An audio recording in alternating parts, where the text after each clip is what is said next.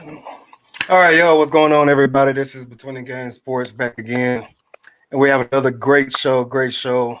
This time we're out in Lake Wales, Florida, home of Warner University. I'm sorry, I got lost for a second. Warner University. We have the head women's basketball coach, Coach Nikki, Jessee. Coach, what's going on? Nothing. What's going on with you guys? Not much. Staying out the way and staying out of trouble. And Corona is still very heavy in Houston right now, but we're trying to get back to some normalcy. So we're just gonna roll with that. Yeah. Same. How's it out there? It's good. Things are, I think, starting to get back to normal, but obviously we gotta still be safe and take care of ourselves. So things are definitely different than they were 6 months ago. Oh, absolutely. And kind of got a sort of idea of what's going on with it, but time will tell. But let's jump right into it. Give a little background about yourself and where you come from and things like that. Well, I think it's my 22nd year coaching college basketball. I took a little bit of time off to be a mom, but I have been a head coach at 4 different colleges. And a fun fact about me, I'm actually married to the University of Tampa's women's basketball coach.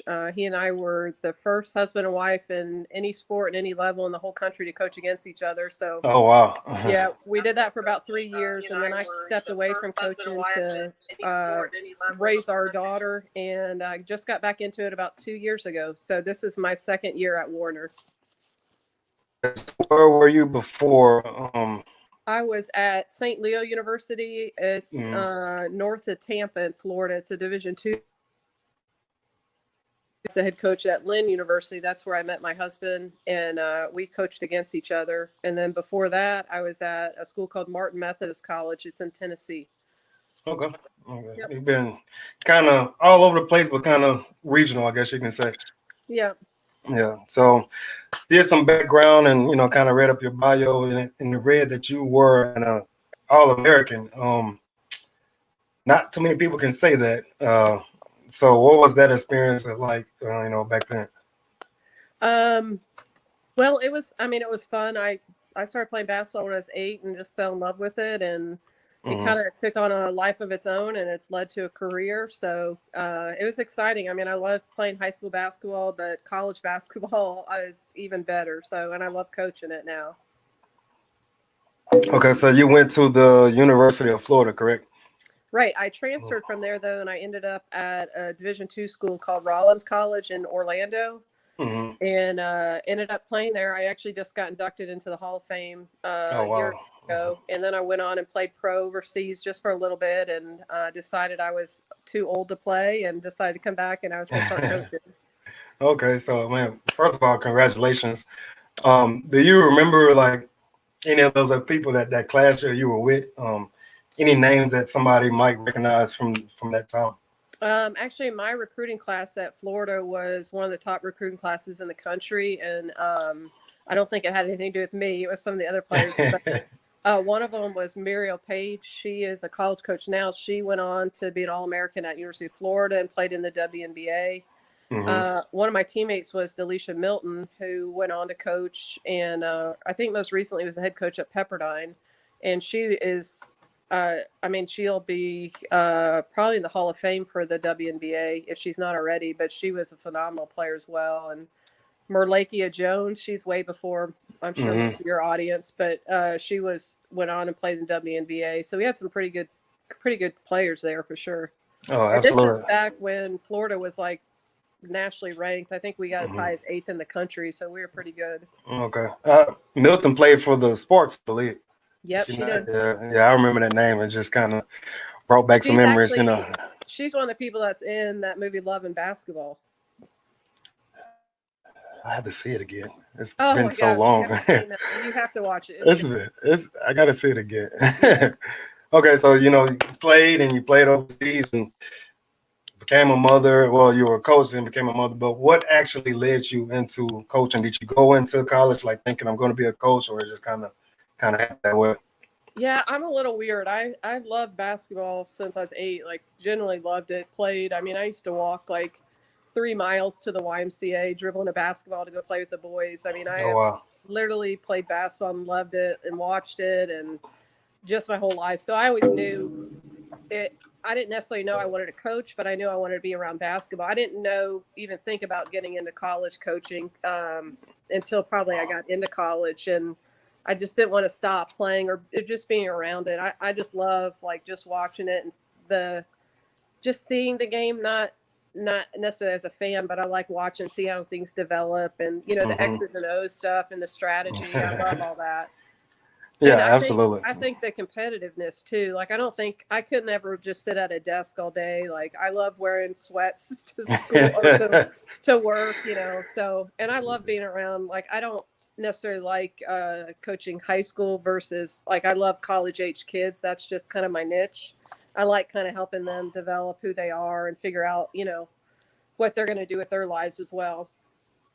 Okay. Yeah, I kind of have that same sentiment about watching the game. It's hard for me to kind of watch the game as a fan now that I've gotten older, but I'm like always strategically like trying to pick stuff apart, and I'm rewinding it and like, man, did y'all see what happened? And my friends are looking at me like, man, what you talking about? But that's neither here nor there.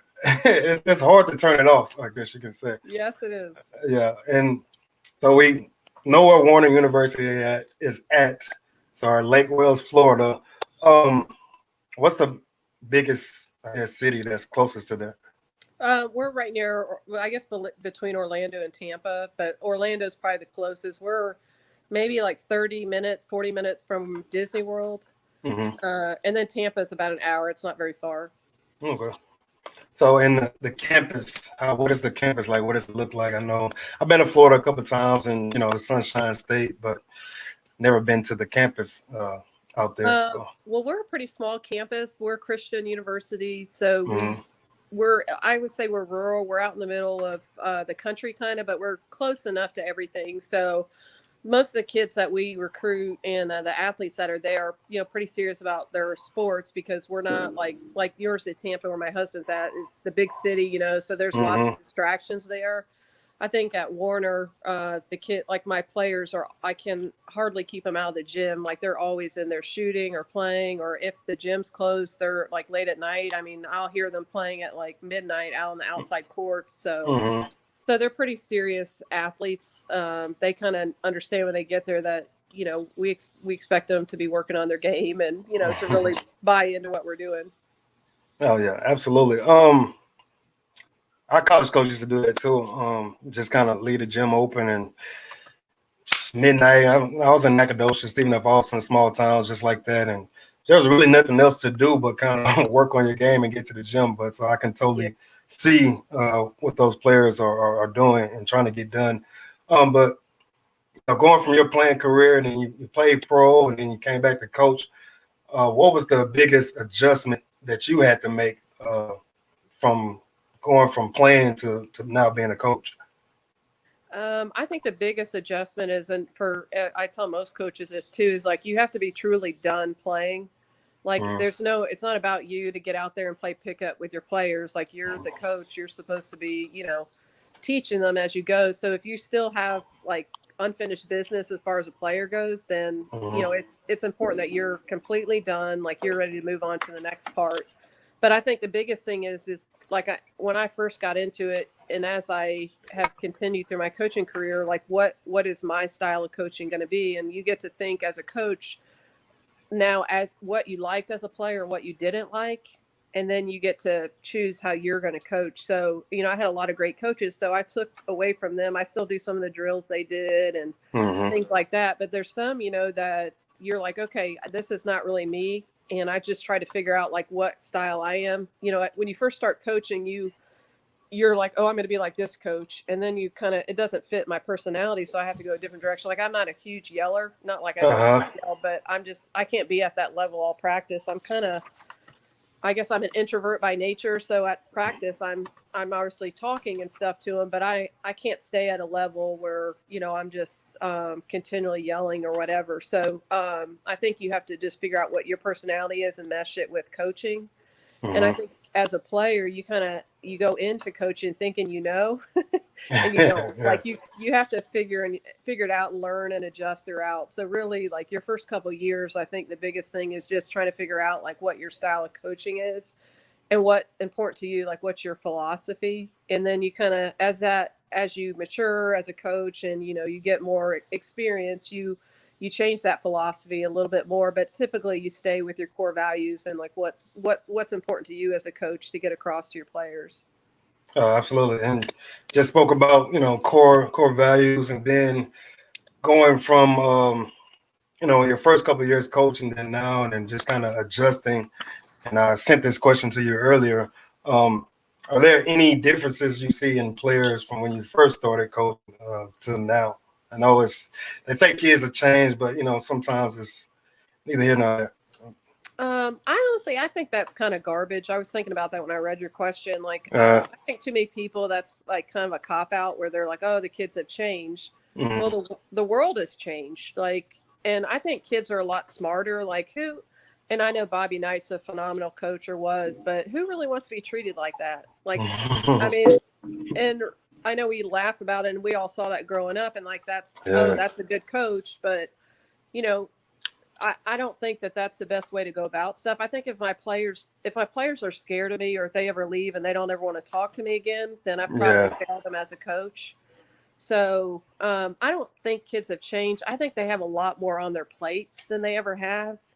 And like even I have meetings with our players at least every 2 weeks. And so we have one-on-one meetings and I just talk to them about life and, we'll talk about academics and basketball as well, but that's just their chance to share with me. And some of the stuff they share with me, I'm just like, I don't even know how they're functioning still, like without like having some kind of a breakdown. So I just feel like, we use basketball as an outlet. Like I'm like that, this is your safe place. But you don't have to be perfect. Like you're obviously going to have bad practices and stuff, but I just think that it's human nature. Like I don't want to be yelled at, and I don't want our players to be soft either. I don't mean like we sugarcoat everything and we handle them with kid gloves, but I also think there's a way that you approach people. Like if you approach everyone the same way and every player, like, and you're always in their face and stuff, they're kind of tuning you out after a while. So I just think kids are smarter and they just don't put up with us as much as they used to. And now, with social media stuff, you can make one big screw up and it's all over and everybody knows about it. So you got to be careful how you handle kids too. And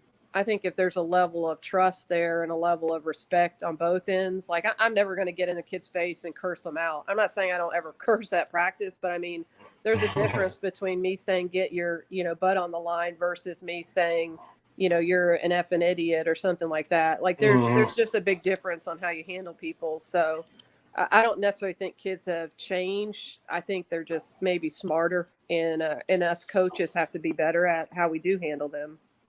Yeah, absolutely. They've been exposed to a little more, especially at a younger age, just kind of going through the process. And then by the time they get to college, they pretty much probably heard it all. When you first started coaching, did you have long practices? Have you adjusted that? Well, it's kind of changed. Like I try to keep things simple, before, and every team's different. Like I have more of a veteran team this year. We signed not a bunch. We signed a couple pretty good transfers, and then last year I had a lot of freshmen. So now they've been in our system for a year. So the teaching is different, but sometimes I guess to answer your question, I guess less is more. I don't think we don't necessarily have super long practices, but we try to be efficient with when we're in there. And then on top of practice, we have them come in a couple of days a week and they do more shooting than just this, but this is a time I know they're in there and I can go in and work with them one-on-one. So instead of dragging practice out and trying to fit everything in all at one time, we're in and out in 2 hours. And then, obviously we lift weights 3 times a week as well. And then we do, I guess, kind of like one-on-one individuals twice a week. So, and I want them to have a life too. Like I tell them basketball, like I want you to take it seriously and we push them and all that. But I'm like, it's a game. And if you're taking it, so serious. Well, I say this because when I was in college, like I took it way too seriously. And, I'd be just distraught after losses and stuff like that. And I just won't let our kids do that. I'm like, we'll be upset for about 30 minutes. And I was like, we're not celebrating when we're on the bus if we lose, but we're also not acting like somebody died. It's just a game. So I just try to keep it in perspective for them and for myself too. I need to be in check as well. Yeah, absolutely. You can't my mentor coach told me when I first started coaching, it's like, man, if you hang on to every loss and be wide awake excuse me, wide awake at night, you're not going to be in this business very long. Oh yeah. So yeah, I had to adjust. It was a big adjustment because I wanted to win every game. Every game I've ever lost, but like, man, they weren't even good. But deep down inside, like, yeah, they were. But Oh it's, yeah. it was definitely an adjustment. I've been there too. So, I hate losing, man. So that's just my spirit. And then you said you guys had some transfers come in, and you got a veteran team. So next couple of years you're probably gonna be out recruiting pretty hard. Describe your recruiting process when you're out and about. Do you recruit just locally? Do you go out to the West, come out to the Texas, Louisiana? What is it like? right now it's been a little bit different. I have pretty much all Florida kids on my team, which is probably the first time I've ever done that. It just kind of worked out that way. I don't really have I don't only recruit Florida kids. It's just worked out like that. But well, for me, I look for I'm really big on kids that can shoot and versatile players. Like if they can play a number of different positions, like if it's just if they can only play like the 5 position. I need them to be able to play the 4 and the 5. It just makes it easier for me to be able to move players, and it's easier coaching wise. I can run so many different things, so we're not as limited. Or like a guard that can only play one guard spot, or even the point guard that can only play the point and not the 2 guard spot. So I look for players that are versatile. And then I honestly don't sign anybody if they can't shoot the 3, including post. They'd have to be a really good post. I just want kids that can shoot and stretch the floor. But we don't want one-dimensional players that can only stand there and shoot and can't put it on the ground, So just players that basically make me look good, and it's easy for me to move them around. So players like that. And then obviously the toughness part, we look for body language, how they're handling adversity. I really look for when they're getting, really screwed in a game, like where they're getting every bad call or nothing's going their way, or their coach yells at them. I really look to see how they handle that, because if they can't handle it in high school, odds are they're not going to be able to handle it in college, because it's a heck of a lot tougher in college. So Yeah, definitely different. What does it take GPA wise to get into a Warner University? it's a normal, just like most schools. Like, well, with COVID, everything's changed too, because everybody's pretty much dropped the test scores. Okay. But for us in Florida, if they it's called Bright Futures. It's through the lottery system. If they have, I can't remember the GPA. It's like a 3.4 is the low amount, and then the 3.6, and then a certain test score, and then they have to do some community service hours. They get the high amount is about 6,400, I think, from the state, and then the low amount's about 4,300. So it's federal money. They don't have to pay it back, but it helps, like, obviously for me, because I don't have to give them as much scholarship money. So really, if they are good academically and then near the top of their class or top 50%, then they're probably going to get some kind of academic money, which helps me. So if they're not very good in high school academically, they're probably going to struggle in college as well. So it just depends. Like there's obviously different cases. Like there's some kids that just nobody's held them accountable for staying on top of their academics, but then there's some that maybe college isn't for them. So it's really just about getting to know them to see if this is a good fit and it's a place they can be successful. Absolutely. And again, college is not for everyone.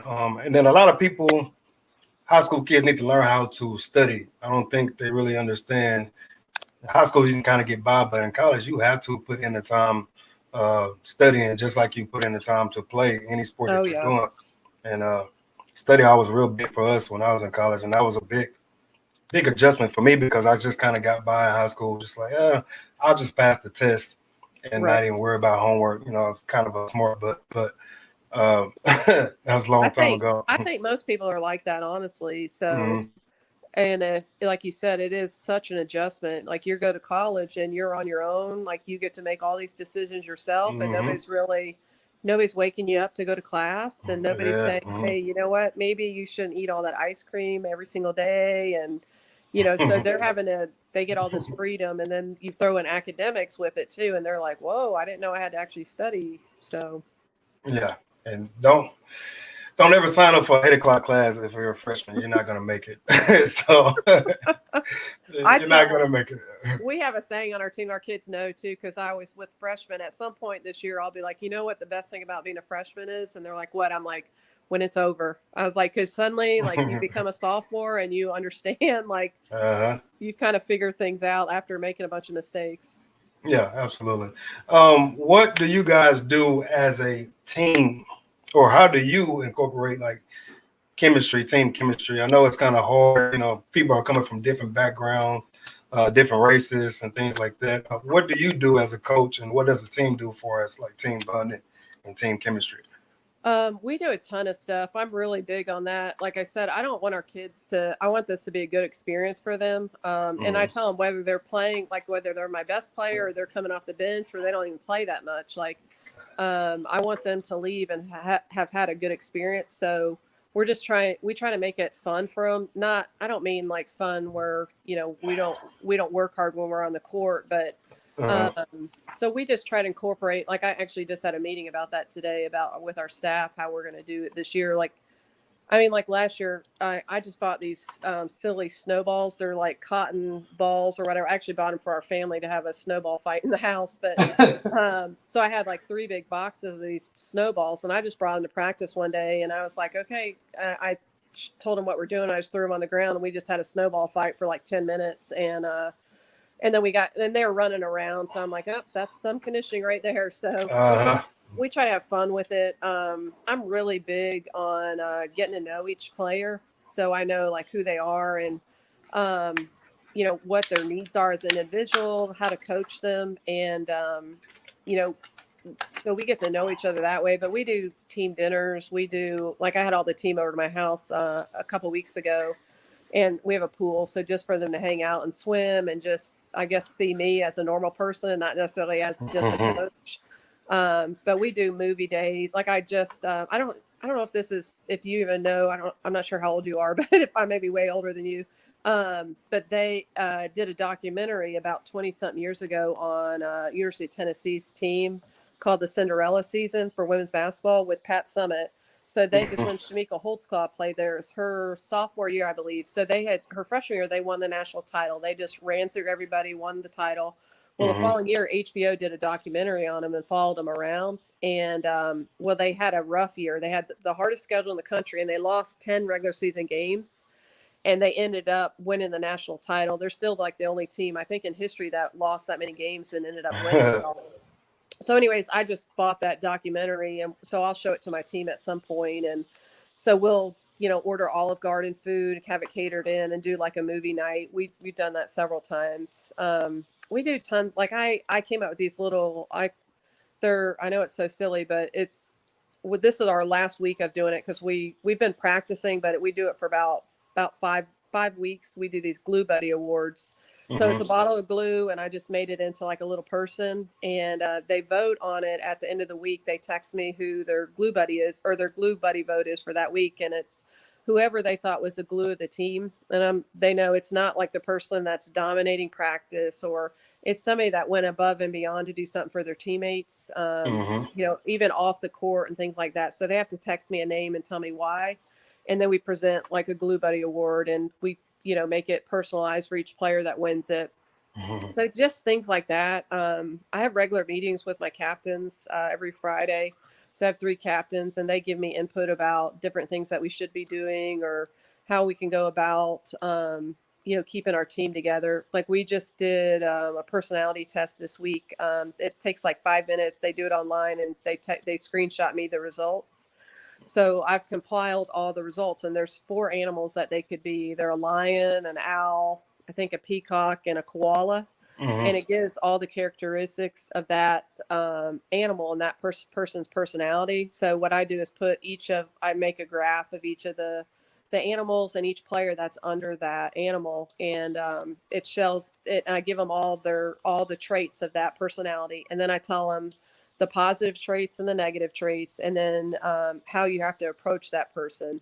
So I'm obviously a lion. Most people know as soon as they start talking to me. So I'm I'm really driven and very focused. So I have to make myself slow down because not everybody responds to that. I'll be like, why didn't you go hard? Why didn't you get that? So I have to get through to my players. I have to understand who I'm dealing with. So we're going to have a meeting Saturday after practice to go over that and just talk to everybody about everybody's personalities. So obviously they're excited about that because everyone likes talking about, the cool things that make up each person.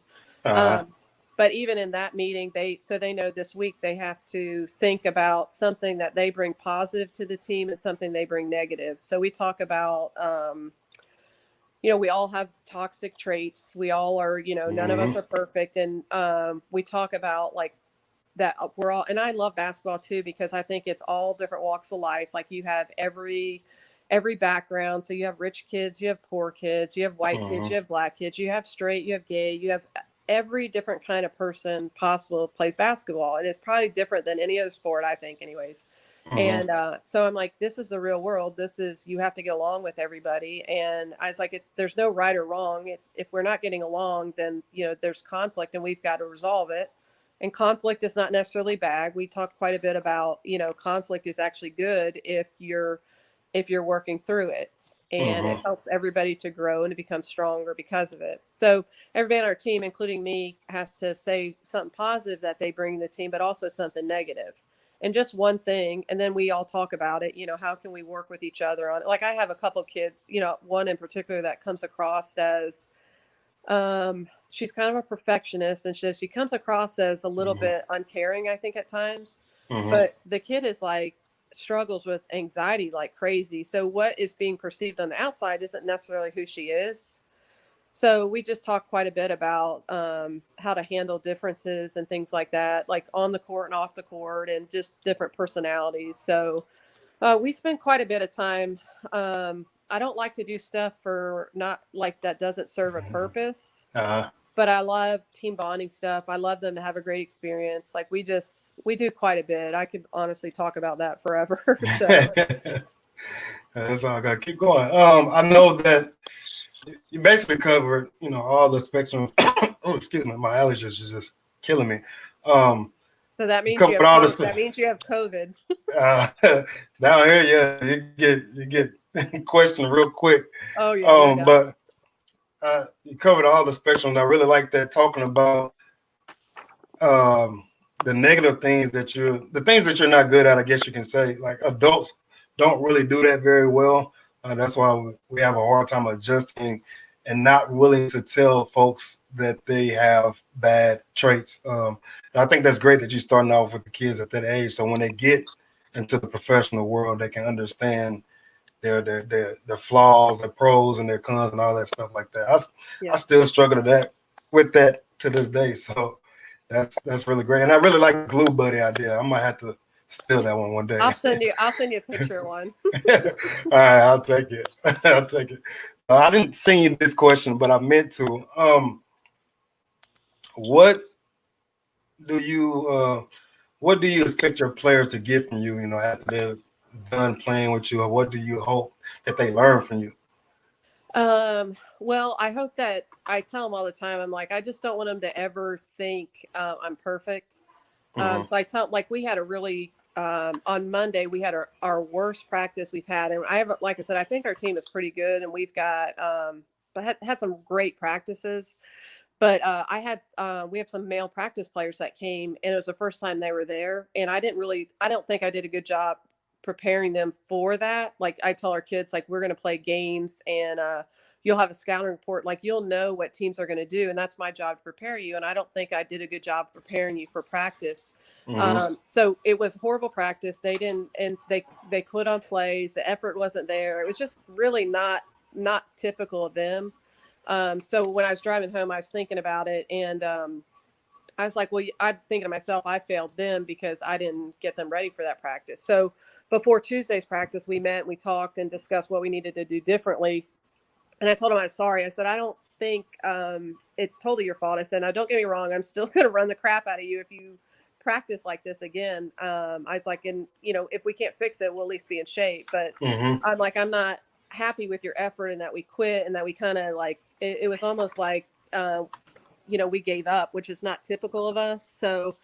So anyways, I was like, I didn't prepare you for practice. So I'm going to prepare you to go against these guys. So I said, I'm going to prepare you today. And then let's see how, and when we scrimmage them at the end. And it was night and day difference. So they did a much better job. So my point in telling you that is I just want them to know that their coach isn't perfect. I don't think everything I do, some stuff doesn't work and that's okay.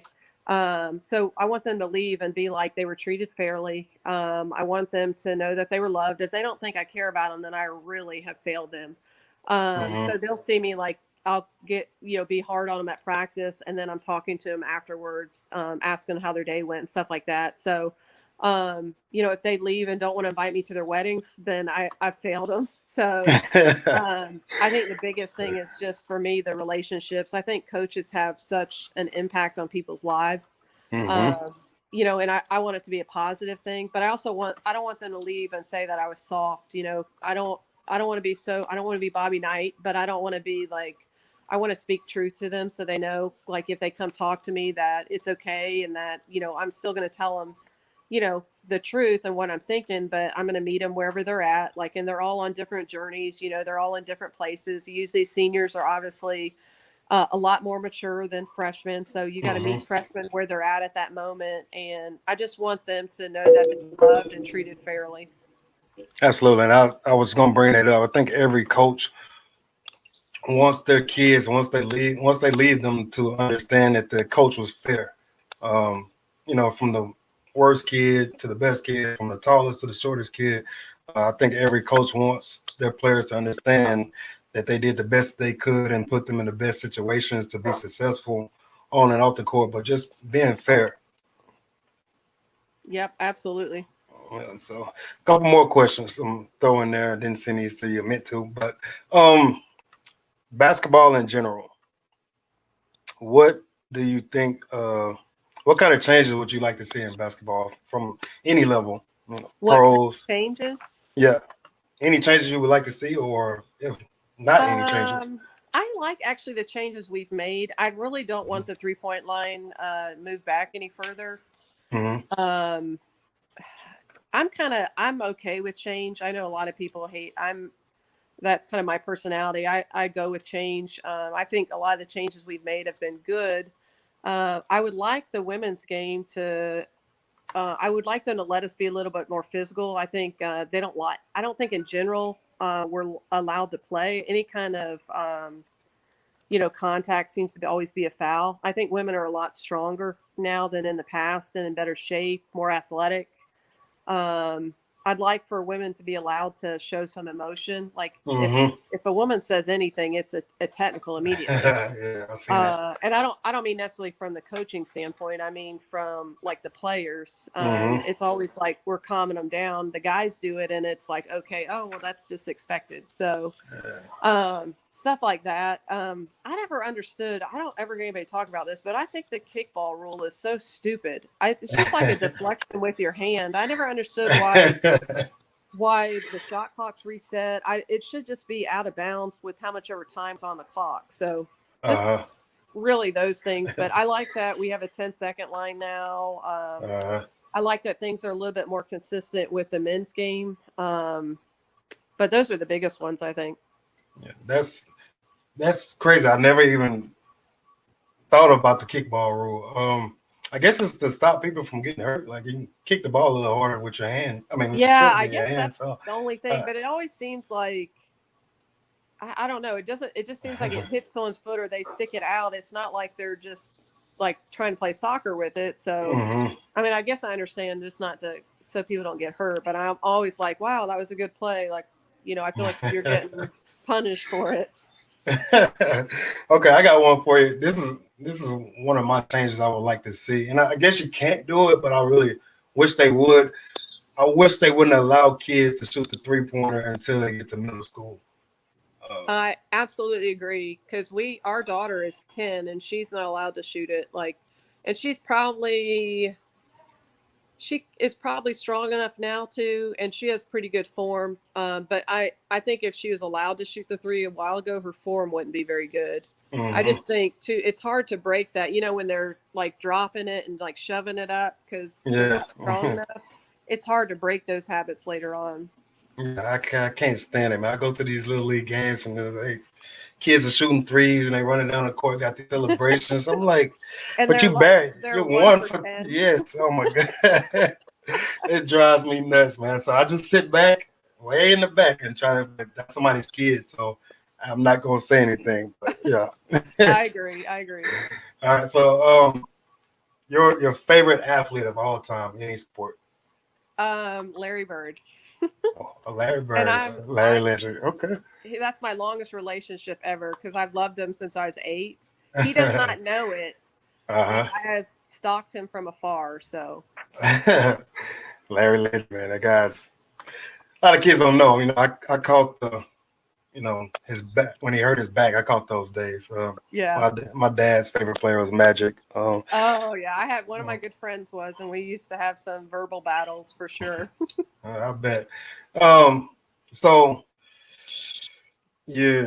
what year is this there at Warner? Second year. Second year. Okay. So the 2021 season, what are your expectations? For us to make the national tournament. Okay. To make it or make it and win it. I mean, every coach wants to win it, but I won't say win it yet, but it would be. Our program hasn't. My little niche in coaching is taking over losing programs. So usually, I haven't lost any place I've ever been. And I say that because I'm not good at anything but coaching. Like I don't cook, literally can't cook. I'm not good at fashion. Like basketball's kind of it. And so my first program by year 3 we're nationally ranked. My second program we had we were receiving votes in the national poll by the second year. And my third program, the last one recently, we made the NCAA tournament. So, and these are all programs that had never won before. So Warner's very similar. We haven't had a winning season in over 16 years. So it would be a huge deal to make the national tournament. But honestly, we're pretty good. Like I'm pleasantly surprised. I think we have a good shot. So that's our goal this year. I don't think anybody else thinks we can, but I think we'll be pretty good. Yeah, go for it. I'm going to be rooting for you guys all the way from Texas. And I like to peek in every now and then on coaches that I interviewed. And so I'm definitely going to have to check you guys out. And what's y'all's mascot again? We're the Royals. It's the Royals. That's what it was. I don't know why I kept thinking something like Emperors or something. I was trying to explain this to my 10-year-old. It's a lion, but he's got like a crown on his head. So I guess lions are royalty. So I'm assuming that's how they came up with that. I don't know. Okay. All right. So you're at Warner for now, but do you have hopes to go to D1, coach professionally? What is next for you? Right now it's probably just to stay here. I really like small schools. I'm like when I was at Florida, I was good enough to play there, and I played my freshman year, but honestly, going to classes where there's 500 people in it, it wasn't for me. I needed people to to feel loved, cared about, like people knew who I was. And I've just had a lot of success at small schools. I like that relationship you have more with players. I like that, the gyms are packed. Like they're just people, like I walk across campus and people know, who I am, they know what we have going on in our program. And they're like, oh, we're excited about Friday's game or, whatever. I just like that small school atmosphere. So I don't see myself going anywhere else. I never close that door because you never know, but I don't ever see myself going Division I. I had somebody else ask me that before, but I'm married to somebody who's in the same profession, and we have a daughter as well. So I'd like to, if she continues playing basketball, I'd like to see her play, hopefully in college and be able to follow her career too. Okay. That sounds like a great plan. I'm going to throw some rapid fire questions out. I guess you can say, 1 or 2 words. Could be your answer. Your favorite food of all time? Cinnabon. Cinnabon. That's not a food. That's a snack. Have Cinnabons? That's a food. I've heard of it. We might have a Cinnabon out here. I used to love cinnamon buns like Mrs. Bear's, but they don't even make those anymore. Like Just Oh my gosh, you're missing out. yeah. They're life So changing. They're that good. like I went to Chicago and they had like a Dunkin' Donuts like on every corner. I'm like, what is going on? But, that was I don't drink coffee, so You know, my other one would just be chips and salsa, but you'd probably say that's a well, yeah, snack that's too. So that chips and salsa is that's an appetizer out here in Texas, but it can be a no, meal for most people. not if you Most eat as people. much as I do. Yeah. I know plenty of people that eat chips and salsa just kills it. I'm like, God, leave man, but I'm that person. I can't do it, man. I like green salsa more than I like the red salsa. And You know what? I just had some of that, and it is really good. yeah, see, there you go. Best rivalry in Florida, is it Miami, Florida State, or Miami, Florida, or Florida, Florida State? Well, okay, I'm going to tell you. There's two of them. There's Florida and Florida State, and then there's FAMU and Bethune-Cookman. Oh. And those are because my best friend coaches at Bethune. So, and I have a bunch of my former players who are big on FAMU. So we talk a lot of junk, and I've been to their games, and they are intense. So I would say both of those. I don't travel that much. I'm trying to. I would love to take this show on the road and like actually be there in person. I'm trying to get there one day, but we shall see. I might got to get to a game like that. Down here, I mean, obviously it's like UT and Oklahoma. I guess that's not really in-state rivalry. SFA Sam Houston is big, but not to the level of those type of games. Yeah. Prairie View TSU, something like that. It's pretty big, but still not to that level. I had one more. Who will win the NBA Finals? Who do I want to win, or who will win? I think I sent your post that you want Miami to win. Yes, but I honestly I don't see how it'll be interesting to see, and it'd just be hard to beat the Lakers. I'm not a huge LeBron fan, but he's obviously a phenomenal player. But with Anthony Davis, I just don't see them losing. Yeah, unless if Anthony Davis is by far the best player on the court, then it's probably a sweep. No more than 5. I guess it's getting ready to come on in a little bit. I think 7:30, something like that. But I've asked every coach that's been on here, and that's kind of leading into my last question. Your thoughts on Kobe Bryant, just in a couple of words, 1 or 2 words. I just think, well, obviously, because I'm a women's basketball coach, just his legacy that he left with his daughter, and just what he did for women's basketball in a short amount of time was pretty phenomenal. But just him in general, I mean, he's just a winner. I mean, he was a winner when he played, and he's just tough as nails. The guy worked all the time. I mean, even you see, I think it wasn't at the Hakeem Olajuwon he worked on for his post game. I mean, just stuff like that, adding that part to his game. He's just, it's just crazy. This year's been crazy. It was crazy when that happened, and just almost unbelievable. So, I mean, he's definitely missed. Yeah, absolutely. I think that kind of triggered 2020's downfall, that moment in history. I think David Stern died January 1st, I believe. I think he was the first celebrity. Yeah, and that seems so long ago, doesn't it? Yeah, and so we're coming back up on it. And then January 26th, and just kind of the world has just kind of been going downhill since then. I don't know. He was really promoting women's basketball, and it's part of the reason why I kind of got into it a couple of years ago. So, it's neither here nor there. This is the part where I usually just kind of give a send-off. Say this real quick. For those that are still watching, if you can go over to YouTube, hit the subscribe button, and then hit the bell button to get those notifications. And we're on Facebook, Between the Game Sports. And if you don't know Coach, I'm not going to give her information out, but I suggest you should follow her on Facebook. She's hilarious, man.